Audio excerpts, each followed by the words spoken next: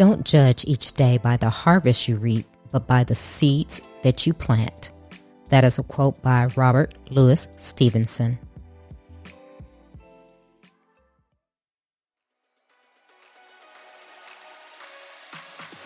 Welcome to Trina Talk. This is the podcast where guests share their stories of pursuing their passions, living a fulfilled life, and empowering others. Each week, I talk with inspiring leaders, business owners, and people with amazing stories from around the world in unscripted conversations as they share their successes and failures. This podcast is all about empowering you to keep striving in your personal and professional life. I am your host, Trina L. Martin. Welcome to episode 136. The topic of this week's episode is influence, performance, and leadership. My guest this week is Carole Stizza. Carole is a professionally certified ICF executive coach, a senior HR professional, and has a background in industrial organizational psychology. She has survived 3 different car accidents, all stopped while turning left, and stage 3 cancer. Resilience, grit, and impatience for life have all been constant companions as she has supported her Air Force husband and moved their family around the U.S. for 26 years. Hi, Carole. Welcome to Trina Talk. Thank you for having me. This is exciting. I am so excited to be talking with you because you're doing some amazing things that I think will benefit everyone. And usually how I like to start off the show is I like to ask my guests to tell me a little bit about who you are and what made you the Carole that you are today. It's a fun question. I grew up in Texas and I married a man that I met on a blind date, and he turned out to be in the military. So we had a beautiful 26 years tramping all over this beautiful country. And all the while I held jobs, and they now all fall underneath the beautiful umbrella of HR, human resources, to include mediation and facilitation and training and development, onboarding, hiring. And I have a senior HR certification to allow me to understand all of that was required. I then had this brilliant opportunity to go out on my own as an HR consultant, and then started coaching organically the leaders I was working with. And then by 2016, I was a full-time executive coach just by way of looking at my clients, noting they were all executives. So it was really nice to know that from an HR perspective, I could offer them kind of insights into what it's like to be under a great leader versus a not great leader, and really advocate for the organization employees that they hope to lead and influence. On the flip side of that, I'm a mom of 2 amazing young adults, still happily married, and I have built up considerable resilience I didn't know was a factor in who I was until I looked back in the fact that I've survived 3 different car accidents, all stopped and turning left, mind you. So I'm not scared of driving. I just hate left turns. And then in 2012, I had a very surprise diagnosis of stage 3 cancer. And so quickly my life turned from caring about my prestige and titles to time is my currency, and wanting to really offer what I felt was really important to the world as fast as possible. Wow. I love that because time is something that we can never get back, right? And oh man, that is, that's like my goal is to use my time wisely and not waste it or let others waste it. So I really love that. And like you said, it always takes something to make us appreciate that. Yeah, isn't that weird? I'm like, you'd think we'd get it. Yeah, you think we would, but we don't until, like you said, something tragic or near tragic happens. And then we go, oh, okay, I better make the most of what I have. Right. Crazy, but it's funny. And I do remember you mentioning this because I am also in Texas. I'm in Houston. retired from the Navy. Yay. So, Yay. military person then, because I think your husband is Air Force. Don't hold that against him. Yeah, I remember reading that. No, I won't hold it against him. We're all, sisters and brothers at arms, so that's good. But your HR, so you are certified, an executive, and you said, you've traveled the world and you've done all these things, but you come to this realization that time is your best currency, and you want to do things where you're walking in your passion, I guess I would say. Would that be accurate? Yeah, I think walking the talk, I guess understanding that with time, that everything you do has ripple effect until you have that moment where you go, holy smoly, I may not have as many tomorrows as I thought. What's the ripple effect that I want to be a part of? Because suddenly that time currency, that idea of being who people remember versus being who people are present with takes on a whole different ball of wax. And the other part is that I'm not dead. So I'm still here for a reason. And I think mixed the fact that I'm not dead yet, I'm here for a reason. And what is that reason? Oh, I better pay attention. I think that was a kind of cataclysmic combo. Now, when you're doing your coaching, is that something that you also integrate into your coaching, or is it strictly from a business perspective? There's always going to be a lens that I have access to. So when someone is really stuck, sometimes the simple question is, what do you want people to brag about when you're not in the room? Allows people to kind of stand back and look at more of a collective of actions versus what's just right in front of their face, because we have a tendency to put blinders on when we get stressed. And you're looking, as a coach, you're looking for questions that help them transform their perspective to tap into the parts of them that are still unexpressed, so that they understand that they need more space to embrace the parts that are expressed and start to be curious about the parts that are unexpressed.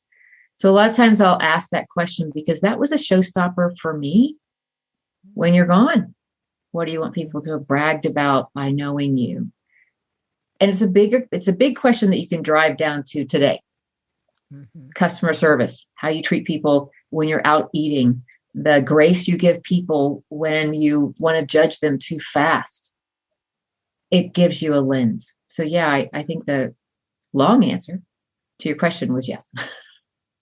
Wow. I love that because, and I think you may agree with this, in the world that we're living in today, there's so much of unkindness that just being kind to people, I think, is something that we all need to integrate into our lives, and especially being a leader. And I kind of chuckle when you were talking. You were saying you've seen good leadership and bad leadership, and that's one of the things that I say as well that made me want to, one, become a leader in the military, but also want to do the leadership coaching. So when you work with your clients, these executives, and I'm pretty sure they're high-powered people in these fabulous roles, and you're going to them and you're saying, okay, do you let them see what they may be doing that may reflect on not being such a good leader? And how do they receive that? Are they apprehensive, or are they willing to accept that and want to change? Well, as an executive coach, a lot of times we'll do what's called a 360, which can be attached to an assessment or done customizable. And I've done customizable ones where we agree on the questions we want to get answers to. Everybody gets asked the same, but we keep those anonymous. And I am then allowed to take and interpret, here are the most important points. Here were the things that you're doing really well. Here's the areas of opportunity. How do you feel about that? And how receptive they are to growing.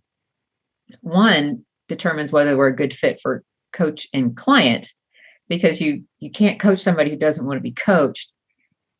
So that normally is something we've already established, but the 360 is something where they are getting, input from people who are above, beside, and below them, direct reports. So they really now have a reason to pay attention to this information. And how they feel about it determines what's challenging them in overcoming it. So how they receive an area of opportunity, a lot of times they'll want to get defensive. I said, don't get defensive, because what you're doing served you well at some point. It's just not serving you well now. So how do you want to evolve it? And I think just allowing people to know that I know that we all get up every day to be successful. Nobody gets up any one day going, I can't wait to suck today. We just don't, right? Where everybody gets up going, I'm going to make today great.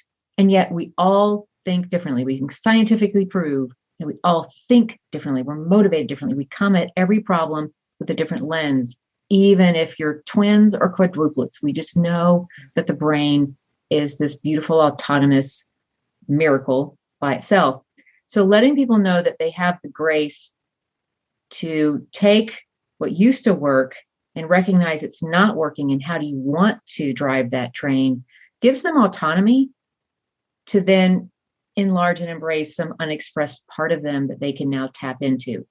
So in the way I coach, normally they're receiving it already with a curious and open mind of how to automatically level up.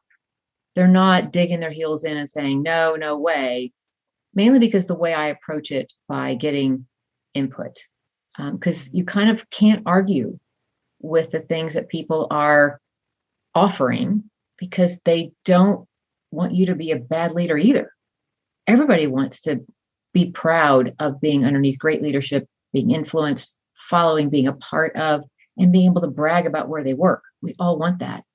So I think people forget that we all have a noble intent whenever we offer that information. Wow. Yeah. And I do. I agree with that. I think we do forget. So it's a matter of bringing that back to home so that people can realize that. Yeah, we're all human, and we have those moments where this one person has rubbed us so wrong for so long that, it's going to take a whole lot of salt for us to really buy in that they may have some noble intent today. But it's there. And if we help somebody realize that anything that's thrown at you has nothing to do with you, it has everything to do with the person throwing it. It makes people go, oh, you don't have to own it. It's not about you. They're having a bad day. They want to be heard. They're projecting out. They're being ugly all over. They're crying out for attention. It has nothing to do with you. And that's a very freeing thing to offer. And yet when a leader is projecting it out and calling them on it, like you're projecting out, so it means you're frustrated. What frustrates you the most? And let them talk on the point. They start to realize, oh yeah, I'm frustrated. I'm just taking out everybody else. And that's a really interesting idea to offer to people, is that when you get stuff thrown at you, it has nothing to do with you. The look on people's faces is like, that's a whole new dawn. Mm-hmm. And that's a nice place to be. It is, because I can remember being in work environments where, if I had been told that, I would have been like, oh, okay. Oh, totally different perspective. Oh, that's different. Because I've had some crappy managers, and I'm like, God, what did I do to this person to get him off, on this side of the road? But that's very interesting how you put that. Now, I would imagine, as well as the executive, you're going in and you're working with some of the people. How do you address the climates in a work environment by you being in HR? You're pretty keen on that. So yes, I love a good culture. I love working with a team that values equality and inclusion. we're all naturally different because the way we think, regardless of how we look. So we really can't wait for that to be off the table, Whew. But when that doesn't happen, a lot of times what's great is to find a way to help people feel equal again. There's assessments that all assessments in the world have an agenda. Each one has its point. And so depending on where the team is, so a lot of times I get called in, I'm working with either already C-suite executive or somebody emerging, and they've got a team. And they're like, wow, this is really working great for me. Can you do team engagement? And you can, to a point. You can't coach ethically a leader and a direct report at the same time. That just doesn't fly. But I can step in and say, let's get an assessment of the team. How are they doing? What's the performance? How do they feel? And depending on what the point is, where they are, you a lot of times can offer an assessment that allows people to have a free, open conversation of how uniquely they see things. And when we understand that someone sees the same thing differently, we start to go, oh, and then we talk about the value that perspective offers, so that we're now collectively looking at the same problem and valuing the different perspectives, because technically that's where innovation really happens. A lot of times I'll pair people together who we've tested and we know they think opposites. But you've heard opposites attract. So when you're dating someone and they think differently and they make life exciting, they give you new perspective until you've been married a year and you can't stand why they're so different than you. It's this funny, like, no. The value that opposite viewpoint offers triggers your creativity. It doesn't cause you a challenge. It triggers more thinking. So the whole idea to work with teams is to get them to value each other for what they're offering. And the analogy I use when anybody asks about working with groups to present a more inclusive and equal culture is the Avengers or a team of superheroes. You don't have any redundancy. You don't have two Spider-Men. Everybody's got their own unique gift, and yet they all work together for a purpose. And they're called on, each one, for that unique gift. On a sitcom, everybody's got their own characters, their own personalities. You don't find redundancy. And so when people have a group and they suddenly get mad that not everybody's thinking the same, they forget that that's the value of teamwork. And a leader sometimes can forget the value of having a team because they get mad that the team doesn't think like him. I'm like, brilliant.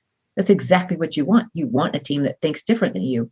And often I get the deer in headlights, like, what are you talking about? And I'm like, no, you really do. And they just forget it because they forget to tap in and use that team. And when they do, it frees them to be more strategic. They can be less operational. They trust their team, and trust and autonomy is one of the greatest motivators for teams to perform really well. Wow. Yeah, that needs to be brought to the forefront in a lot of companies. And it's funny because I'm thinking back over my career life, and most HR departments that I've dealt with don't come with your perspective. It's, just the usual, benefits, this and that. And, I remember one job I had a complaint against a supervisor, and I went and they were like, oh yeah, okay, whatever. But I mean, it wasn't like this, so you're like HR on steroids to me. So, and thank you for that. And there's an interesting part, like in any department, when they're evolving. So human resources used to be helping to hire, onboard, take care, and create the culture. And as the world became more litigious, more legally binding, or CYA, if you will, that got dumped on HR. And so it became very paper heavy and paper driven. And I really thrived off all the roles that allowed me to interact with leaders, employees, managers, whether it was gaining, training, development. And so HR departments now, depending on the size of the organization, have levels of HR, entry level HR. And as a senior HR professional, you're looking strategically at how you can help leadership evolve. But to your point, and to all people who have chosen HR, there are two types of people who choose HR. There's probably more than that. So I'm generalizing with lots of freedom here. The people who are really detail oriented and love the paperwork, almost like the accountants of humans, as far as benefits and keeping track of payroll and doing all this brilliant numbers crunching behind the scenes. And the other people that really thrive off people interactions and go seek out, how are we doing? Cultural surveys, really staying on top of that. So HR has gotten broad and deep in some ways, but it's the last person hired. When a startup comes around, because they've already gathered the talent, they've got the ideas, they're putting out products, they're buying and selling, like business development, marketing. And so that until they get to 15 employees, they're like, I think we need to have HR, right?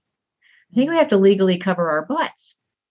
You could farm out HR now, but a lot of times an HR person is not part of the culture yet.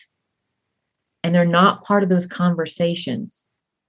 And that has been sad to see happen. I think there's a real opportunity for organizations to allow HR to have a seat at the table and put the human element of cause and effect conversations on the table more and more. And some organizations are doing this brilliantly, and some, it's an afterthought still. So to that note, for someone who is starting their business, when do you suggest that they seek out that HR professional? And how do they find someone like you? Or maybe they need two people. Maybe they need that numbers crunch person, and then they need someone like you who's going to look at it from the human perspective. If you're a startup, there are quite a few outsourced HR entities that you can tap into for a nominal fee that will help you with all the legalities, making sure your hiring is fair, helping you with job descriptions that actually depict the job, onboarding documents, handbooks. That helps establish a lot of the things that they forget. And the one thing why that's important is how easy it is for someone to integrate quickly into an organization already sets the tone for culture. Culture will happen whether you intend for it to or not. And when you make it difficult for someone to feel that they belong, you're already starting off on a little bit of a disadvantage to have a healthy culture. So you don't have to hire a one-person HR department. You can farm that out to organizations, and there's quite a few out there, so I won't pick one because then somebody will be accusing me of favoritism. It's not until you get past 15 employees and need to start offering some sort of benefits and closer to 50 that people probably need to have an in-house HR person that helps them maintain the socializing, the onboarding, integrating, mentorship, pairing of new people with established people to really help maintain the healthy culture. Because there's a point in a business's progression where there's a tipping point that if the culture is already sour, it's going to just not turn out well for you. So it's worth it to take the time to make a point of understanding the behaviors you want to see in an organization that, well, I'll back up here. A lot of companies will need to have a mission, vision, and value statement, right? Where they have a business plan, they go for funding. That mission, vision, and value statement, the values should be connected to the behaviors they want their clients to brag about. And those behaviors should be the same behaviors you see in the office so that it is natural and organic. And they don't often take the time to take the values into the behaviors so that they understand what they're judging each other on performance. How are they? And there's a strategic way to do that that could be done at the very beginning, but they're so busy being successful, they forget that. So at the 15 to 50 employees, and sometimes it's at the 15 employees when I really recommend it, get someone in here, even if it's short term, as a strategic HR lens that connects you to an outsourced HR person or one person who can do it. But it helps the organization really embrace who they want to become as they get more successful. Um, does that make sense? Oh, yeah, it Okay. definitely does. And throughout your career, what made you shift to the direction that you're going, or was there a shift, or is this always what you wanted to do? What did you see that made you say, you know what, this is a different way I want to do things? Thank you for asking that, because everybody has a varied career, right? Mm-hmm. You start out one thing, you change your degree a few times in college, and then it's a long boat. Um, when HR became really litigious, like at one point in 2013, I stepped out to be an HR consultant. Remember the time currency thing? I wanted to control my time, and it was a natural progression, word of mouth referrals, immediately got clients. And then I started getting like, well, can you just make sure that all our paperwork is in order? I'm like, that is so not my passion. I can do it, but that's not really where I want to spend my time. And I really enjoyed the training and development, conferring with employees of a young company. What do you want to see happening? Helping them craft the cultural behaviors, working with the leaders. What do you want this to be in 5 or 10 years? That strategy. And so I've always had a coach approach and collaborative curiosity of asking questions. And I got asked to be someone's executive coach. And I said, well, I have the education. I could do that. I'd been training and developing his team. I was working with a franchise owner who really was trying to build his managers into having their own franchise. And we successfully did that for quite a few, whoever wanted it. And so I stepped into coaching and just started getting more clients that way. And at one point, that's all I was doing. And I go, but this is my happy place. So as organic as it was, the moment you decide that that's all you're going to do, you somehow look at your business a little bit different and want to be more intentional. And I've been able to do that since 2016 full time. And yet there's a part of me that still wants to reach back out and offer offsites and workshops and training and development and the team engagement. So it's nice to keep the options open, but it was an organic shift from paperwork to people work. And it started off very organic, and then it became truly like, thank you, universe.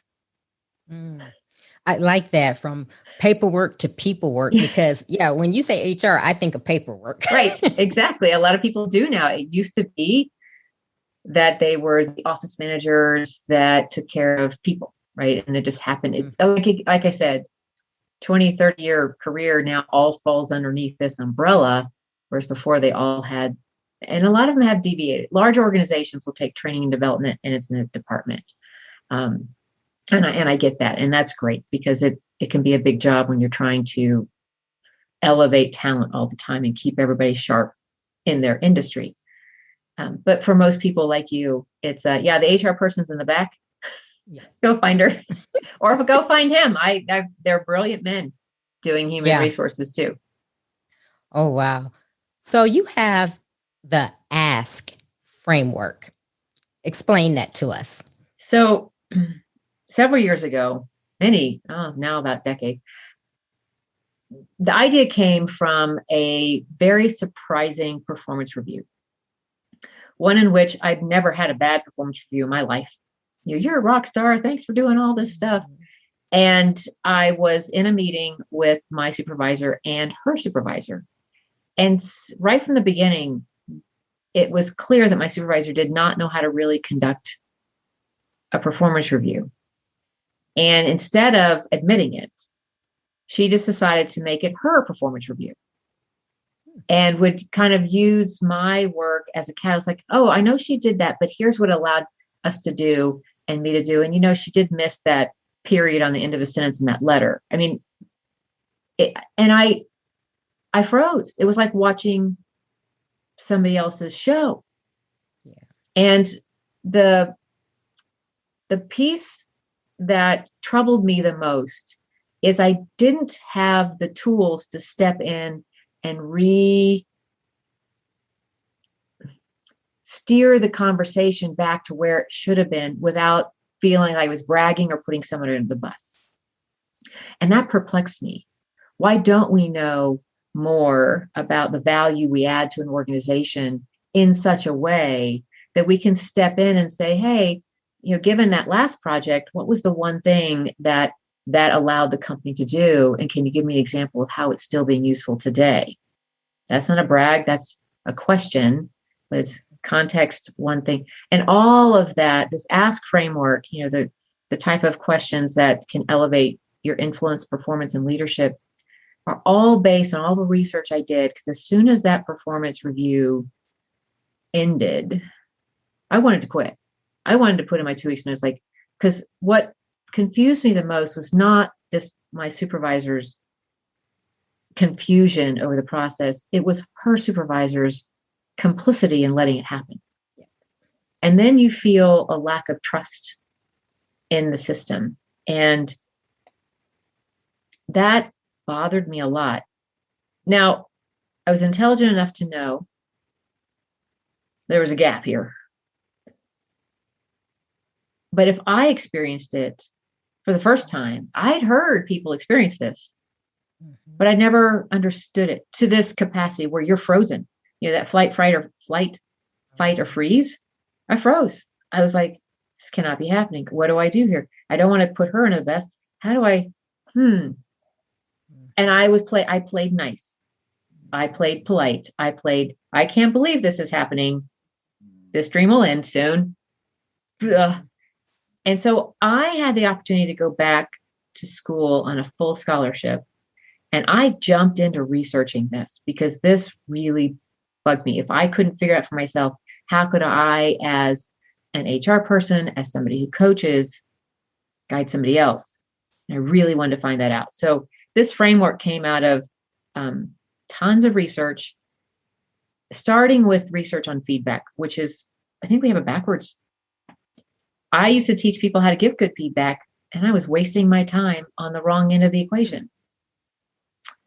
And that's where the research turned me around to, I need to be spending time teaching people how to ask for the positive information they need, when they need it, when they can use it, and when they can actually put it into service. And that was groundbreaking for me because I was raised in the South where you're supposed to be nice all the time, wait for a compliment, let your actions speak louder than your words, wait. And we do. And when we don't want to wait, we're trained to ask one question. How do you think I can improve? Which opens the floodgate for things we have no idea that we have unleashed. And so it was interesting to know that we actually have more control than we've ever been taught, that we've been taught, the asking has been taught out of us by teachers, because not that it's a bad thing. They ask all the questions to assess learning. We're taught to study and regurgitate.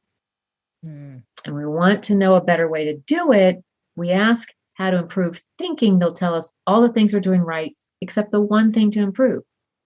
But they don't. They take it as an open invitation to be a useful, helpful human being. So if there wasn't anything they were thinking of, they'll find something. And we're doing it all backwards. So this was something I was compelled, I felt was necessary to really give people a framework of how to step into a conversation professionally, to set the other person up for success, control the context, allow them to only offer one thing, because that's really how our brains focus anyway. And then the gift is asking for an example through somebody else's eyes. And there is a fourth bonus of, if you want the conversation to go further, ask what and how questions. And so that's kind of explained in the book, but the why behind asking is that we are all motivated by autonomy, to be who we are capable of becoming. And asking is that last piece of the puzzle for autonomy, of learning what we do right, that we can honor, that the next time we choose to grow, we don't disrupt that cart that everybody else really loves, or people count on us for, or what people are bragging about. Because we've all done the whole big, you've seen the midlife crisis. They go buy the sports car, the big house, whatever it is they do. And everybody's like, what happened to the person I liked? Right. Well, they didn't change. They just were trying to embrace a new part of themselves at the expense of maybe time on where they used to be. So this came about to help people at work and in life really kind of go, hey, given what we've done together, a context, which helps the other person know exactly where your head is, no surprises. What's the one thing that you love about us working together? Or what's your favorite thing that you count on when we do this together? What's the one thing you're looking forward to? You can always change it around to what's the one thing you want to see done differently. That can always be done, but we're so unpracticed and asking for the good because we assume it makes us look self-centric that we don't realize that the gift we're offering is including somebody else into our world. And the last piece of like, can you share with me how you see that happening? Can you share with me the experience through your eyes? Can you share with me what it looks like? That is such a brilliant gift of authentically asking them to share part of themselves, that asking becomes a very inclusive act of valuing the other person, regardless if you're asking about yourself or something you've done together. And I don't think we've actually taken into account how important that is to not only find out what we're doing well through somebody else's eyes, but including their perspective into how they see it, because then we learn more about them. Wow. That is pretty profound. And I have never thought or heard of it from that standpoint. Mm-hmm. So that is great, and I like what you say. You're asking for the good and how, they see it through their eyes, one thing. And I was just thinking as you were talking, a lot of managers, supervisors, or whatever, they just have a script. So they'll go in and they'll tell you at performance time, oh, well, you need to get better at XYZ. And you're like, well, how do you know I'm not doing XYZ? Right. It's like they're just telling everybody the same thing. Well, I just get better at XYZ. And they tell everyone the same thing. And you're going, okay, well, how can I get better? I do it already. And then you're sitting there and yeah, they never say, well, you are good at this. Mm-hmm. They're just giving you that broad brush of here's the questions to ask, to say about everybody. Okay, you made 10 widgets, today and this and that. So that's very interesting to approach things that way and actually see if a supervisor can give you an answer to that. Right. So you just offered a very interesting scenario we could play with for a second. It sometimes feels like they have a script, right? There's a department, everybody's doing the same thing. People forget that in a performance review, you have total permission to step into it with a conversation, that you're part of the conversation. You can actually kind of start to interview up in a sense by understanding, saying, okay, I get that you're asking or offering this insight. Given that insight, what's the first thing you think I should do? Like you don't want to pivot off what they're offering, but let them know that you're willing to step in the conversation. What's the one thing you think is the most important aspect of the things you just offered? Tell me what success looks like from your eyes. You want to know what they're looking for. And then you can always flip around and say, okay, given that you've offered that, can we back up a minute? Can you tell me, given my performance in the last quarter or the last year or whatever it is, what is the one thing you feel that I do really, really well in my role? Right. So you can address where they're at. Don't ignore, let them know you're there with them. But then follow it like, okay, now that we know this, tell me what I'm doing really well. What's the one thing you think I do extremely well in my role? And can you tell me through your eyes how you've seen that or how you've heard that? So to your point, wherever they start the conversation, don't ignore it. But you can use this framework, and that's why I call it a framework. You can kind of go back and forth with it. But it also allows you to have this framework in your head that you can think on the fly and come back around and ask for the good. You need to balance out any areas of opportunity or growth with what you're already doing right so that you can honor it, because that's where you don't have to change. So relieving to know what you don't have to change, because then suddenly you have energy to do this new area of opportunity effort. And people just take this area of opportunity and go, great, I must suck at everything then. Wonderful. And I think we need to give people permission to step in and find the gold that is you, so that you can then go, oh, well, that wasn't such a bad review because I only have to do this one area of opportunity. I do this well.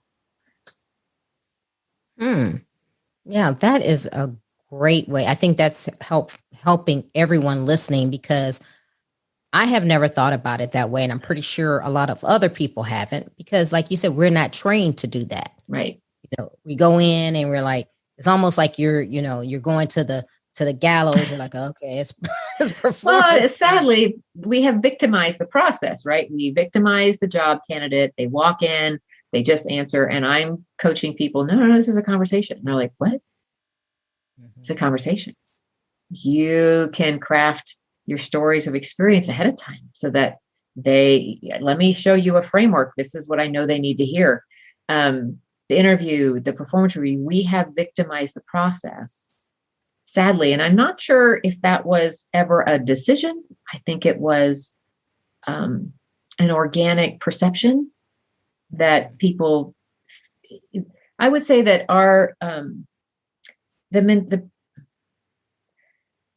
there is an old leadership mentality that you tell people what to do, you tell them how to improve, and you're helpful because you're trying, if you're going to tell them how to improve, that you care about the growth. And there have been several people who've abused that. And that just takes one bad apple to ruin the whole cart, right? And then people have emulated somebody who does it poorly and they repeat the process.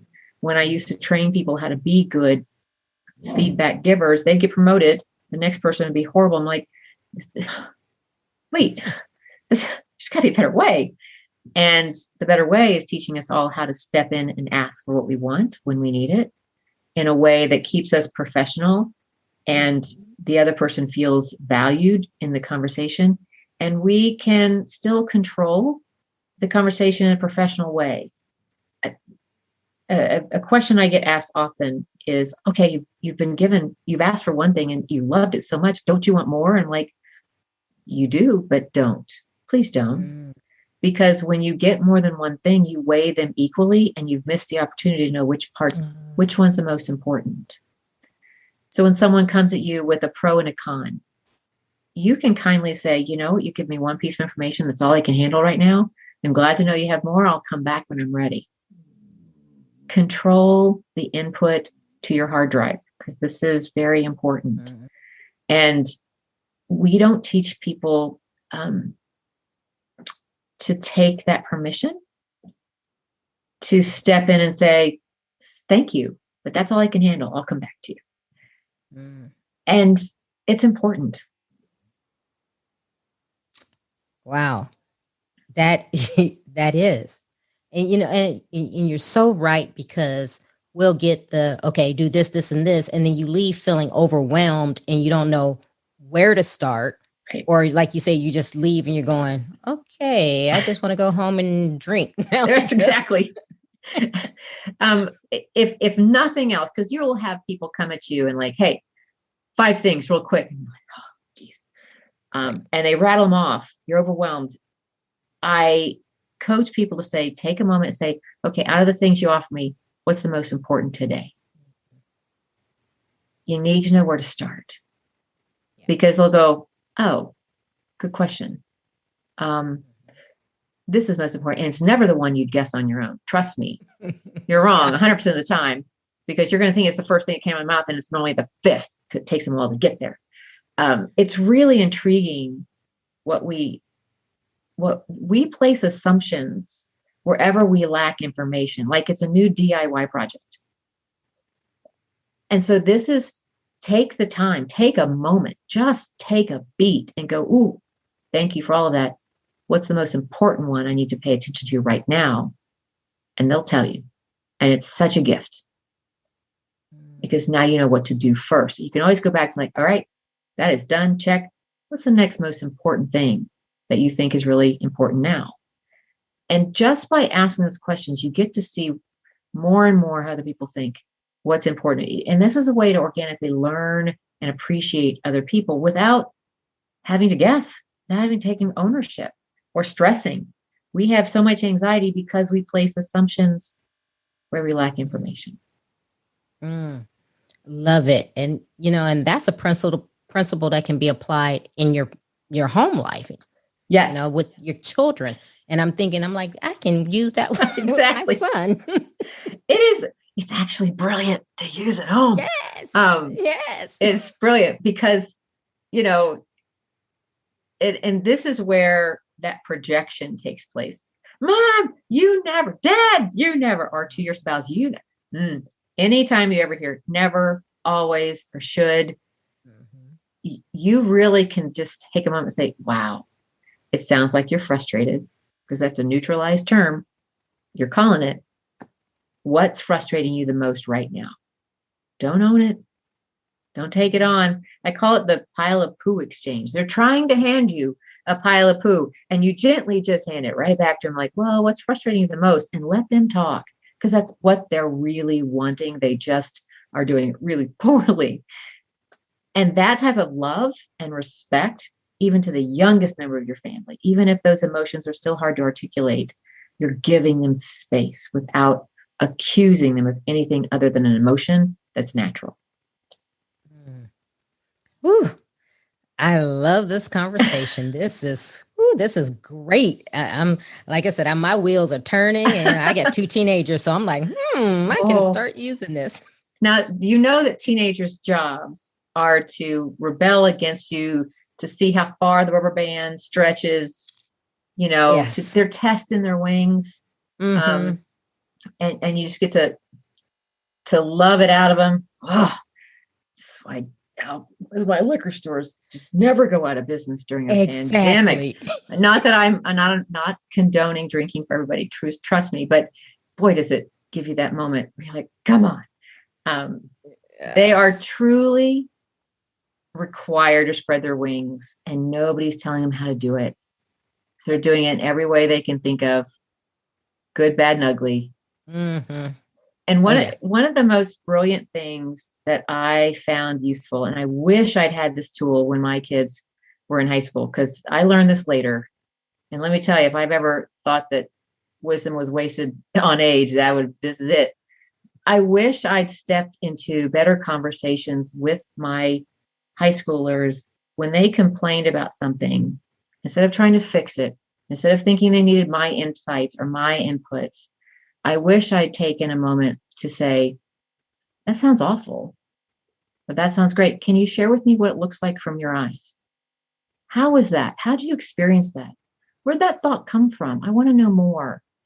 To be curious, curiosity and respect and love is something you have to give before you earn it back. And we want it so badly, we just try and take it. And it never works. So the moment you can give your kids space to explain or share where their thoughts are coming from, what that experience looks like through their eyes, the fact that you're listening to them gives them respect that they will give in return. And it is not easy. Trust me, not easy. Because you just want to slap them sometimes. But taking that space, because they're in process of verbal processing their own growth. Yeah. And that's a gift to give them that opportunity to process it through you without judgment. And from our perspective, it's hard not to judge because we live vicariously through our children. We're the CEOs of a product we're putting out into the world. Yeah. That we would really like to have a different path than they're choosing today. And that's been, I really wish I'd had this framework, this research, this understanding, because I've learned how to ask my kids for what I want and what I need too. Given dinner tonight, what's one thing you'd like me to make again? And can you give me an idea of what that experience is like? What did you like the most about it? And sometimes just those simple questions allow you to hear what they would tell a friend that you'll never hear unless you ask. When we go out on vacation, what's your favorite part? What do you look forward to? You will try, now that I have young adults, millennials. I've learned to ask these questions, and I'm learning stuff about their youth I never knew. I never knew that one of the favorite things they got at Christmas was this 3 flavored popcorn tin from their great grandmother that I thought was just every year we got it. I'm like, oh, God, another tin of popcorn. I had no idea they learned to love it. And now they want it all the time. I mean, just the simplest, silly things that you don't find out till you're probably 80, unless you ask now. So yeah, it's a brilliant thing to play with, even outside of work. Yeah, I think I'm going to do that with my kids because it would be interesting to actually hear what's going on in their mind, just totally unfiltered. Yeah. And I think that allow them to want to open up more. Because of course, like you said, teenagers, their life is to inflict pain on us. Well, they're just trying to spread their wings, and sometimes we get hit in the process. They're just flapping away. One of the last bonus tip I have for this framework is, yes, always set a conversation up with context, because then the other person doesn't have to guess where you're coming from. Always either offer or ask for one thing, because even though scientifically we can think about 3 things at one time, we can only focus on one thing at a time. So to hear it and honor the space it needs, just do one. Asking for an example, how the other person sees it. But when you want to have that conversation go further, asking what and how questions. And trust me, having teenagers, you want to go, why did you do that? Why? But why makes people defensive? It makes their brains go backwards, having to defend the action. So if you get mad at them and say, okay, like they've done something stupid, what did you think would happen when you did that? What do you think would happen next if you did that? How did you think that would play out? But let's say you've had a great conversation, like what's the one thing you loved the most on the last vacation? How did you experience that? How can we replicate that? What would you like to see for the next vacation? Just following and offering what and how questions. And you can do it backwards too. What does success look like? What do we do first? Give me an example. If there was one thing you wanted to make sure happened, what is it? And are we talking about the same thing? Yeah. So it's a framework for that reason, to play. But those 4 and 5, the 4 elements, the context, the one thing, the example, and what or how or what and how questions, gives you this beautiful toolbox that keeps the drama out of it. Yeah. And keeps a lot of the judgment out of it. Mm-hmm. And when you're triggered, the framework is something you can rely on to keep the triggers a little bit lower and go, no, see this through. Because we're all emotional. We make decisions based on emotions. What we say is based on emotions. So, the one thing question really helps keep that in a sweet gift package. Love it. Love it. Love it. I got my notes because I'm going to use that on my kids tonight. They actually will start to appreciate it. And that's the interesting thing, is that when you start using this framework to gain information, the other person feels so respected and included that asking becomes a gift, even when you're asking information about yourself, which is so not intuitive. Wow. Love it. Okay. We got to get into our questions. Okay, let's do it. Let's do it. Okay. Who or what motivates you?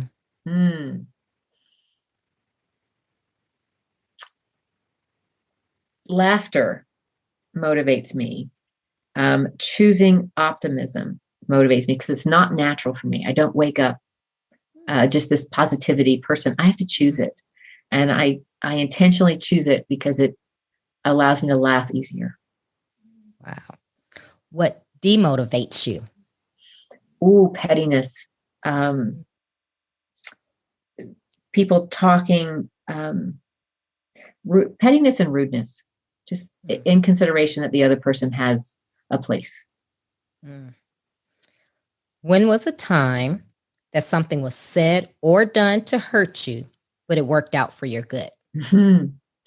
Well, that performance review is one. But I think anytime somebody has come to me now that says something kind of snarky or impatient, recognizing it's about them allows me to turn around and step into the conversation without feeling I have to have my armor up and just recognizing that they're frustrated. And that's worked out beautifully because I can step into better conversation with people and not take and own their drama. What is your fear? My fear is not offering the gifts I'm here for. It keeps me on a quest of curiosity, that's for sure. Wow. Is there a time when you wish you had done something that you didn't? Oh, yeah. I wish I had given my children the respect of being individuals in their own right and not trying to put them into the category of my child, like my child. I wish I'd given them that freedom to really respect who they wanted to be without judgment when they were younger. Wow. Is there a time that you wish you had not done something? Oh, yeah. We forget that people aren't in the same headspace or as we are. So there have been often times when I've tried to jump into a conversation and done it extremely poorly and hurt someone's feelings by accident. And anytime I do something that hurts someone, that's just hard. That's never been an intent.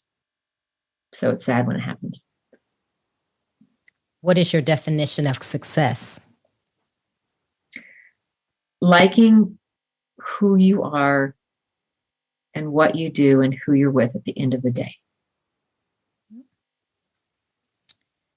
How do you recharge? It turns out I need more sleep than I ever thought. I stalk comedians online. I have to seek out laughter. I need it like fuel. So I will hunt down, little snippets on Facebook, comedians or music. I love musical theater and Broadway and just seeing talent in its beautiful bloom. That's a recharge for me. What are you awesome at besides HR? Ironically, I'm awesome at creating very efficient ways to get to the end of whatever it is we're doing. And I'll try and explain that. I have a strength called a ranger. And so whenever I'm looking at whatever it is we're trying to do, whether it's have an event with our family or cook dinner or just pack for a trip, I have a gift for just like, okay, step one, step two, and I work backwards.